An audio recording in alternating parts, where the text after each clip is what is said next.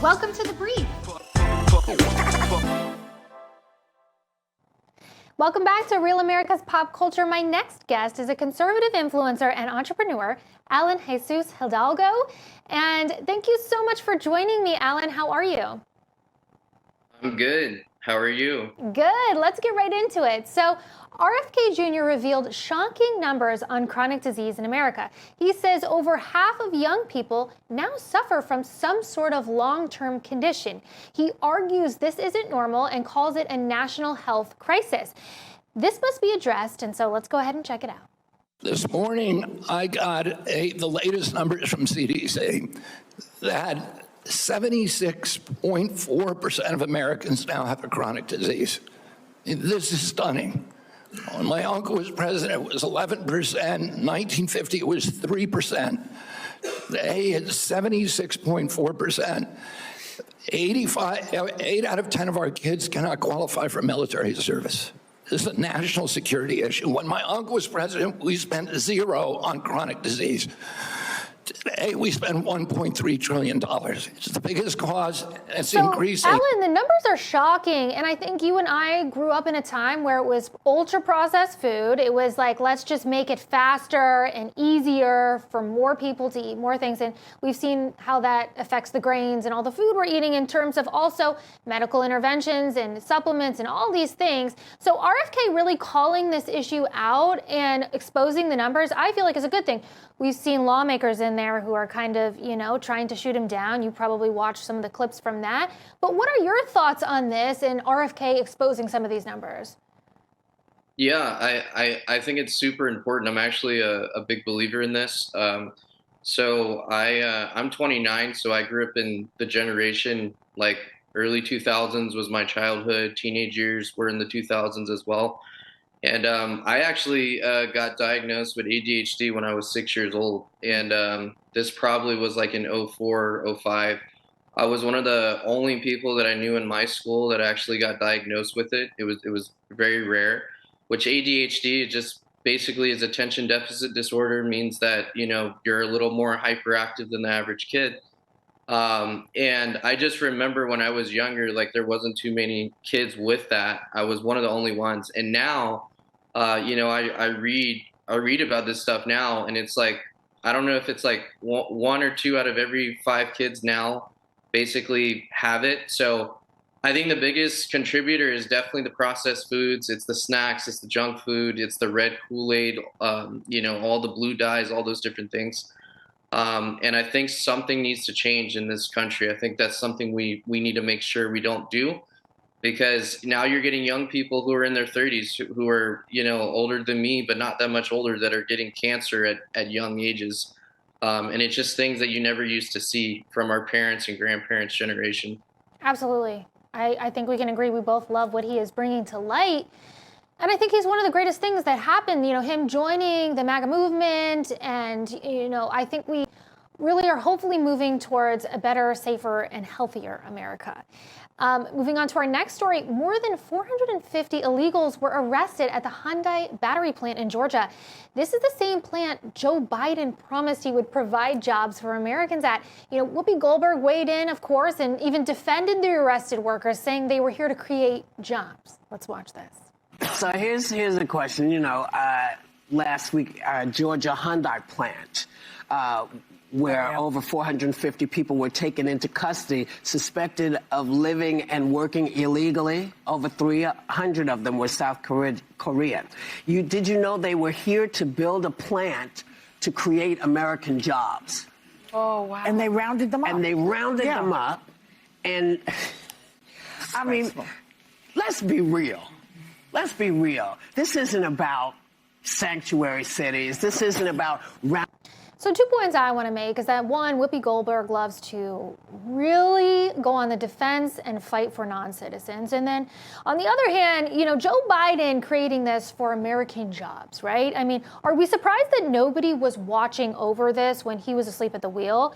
What's your take on this? And I mean, again, whenever the women from The View tap in, I just have to tune them out.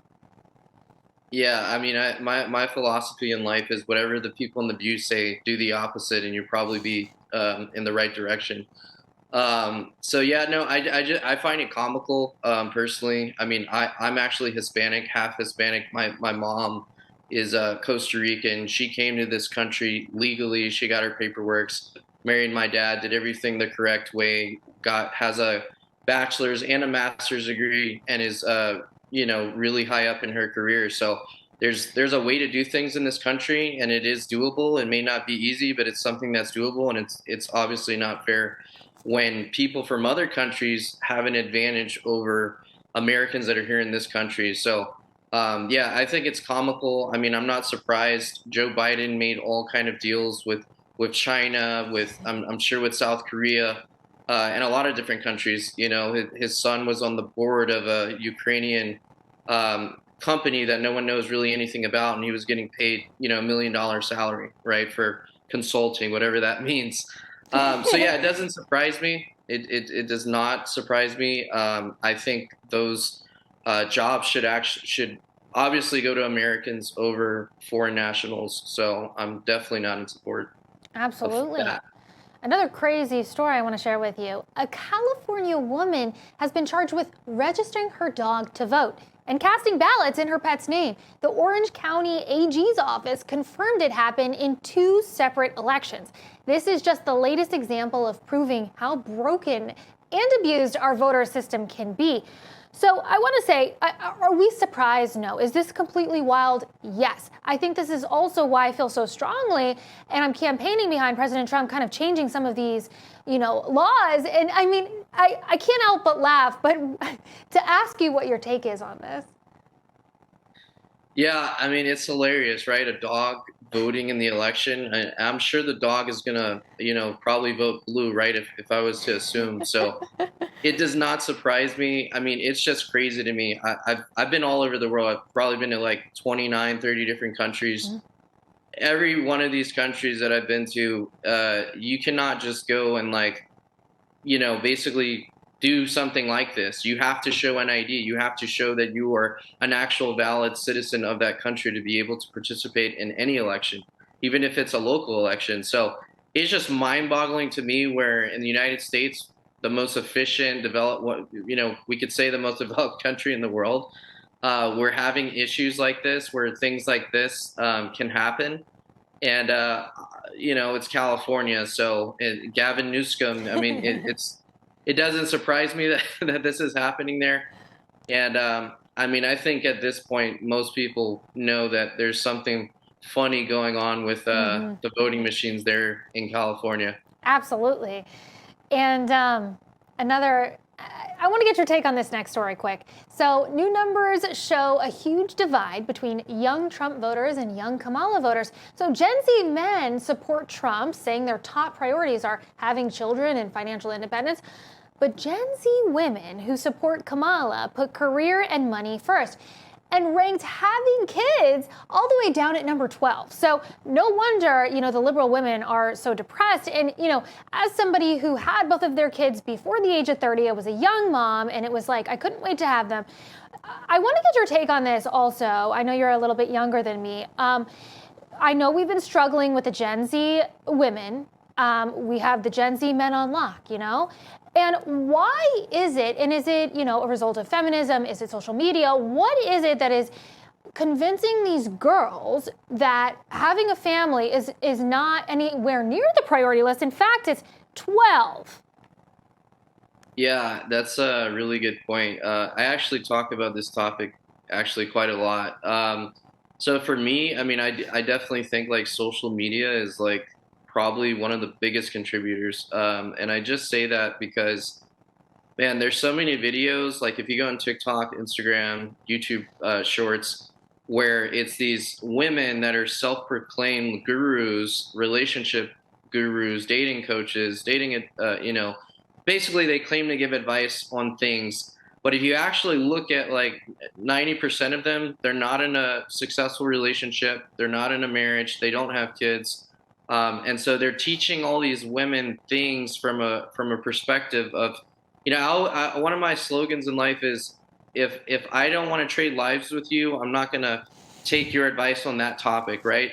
If you're not doing the things I want to do, which in this case, have a kids, raise a family, be in a healthy marriage and relationship, I wouldn't take advice from you. But I see a lot of women, unfortunately, that kind of fall prey to this and kind of fall into that trap where, one woman who had an estranged marriage, who's still salty about a guy that cheated on her 10 years ago, is now preaching to women, don't get into a marriage, manipulate the guy. Kids aren't the priority. You need to be independent. And so obviously feminism and politics does play a role into that as well. But I just think it's very dangerous. I mean, it's very dangerous.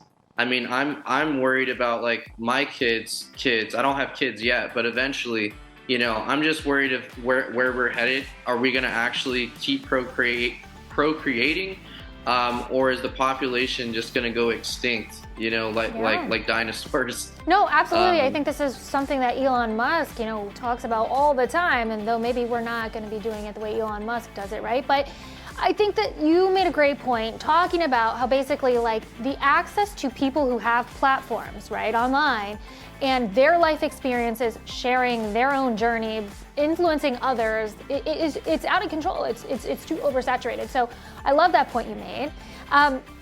Thank you for sticking with us. Up next, I want to get into Made in America with you. We'll talk a little bit about your career, so we'll be right back.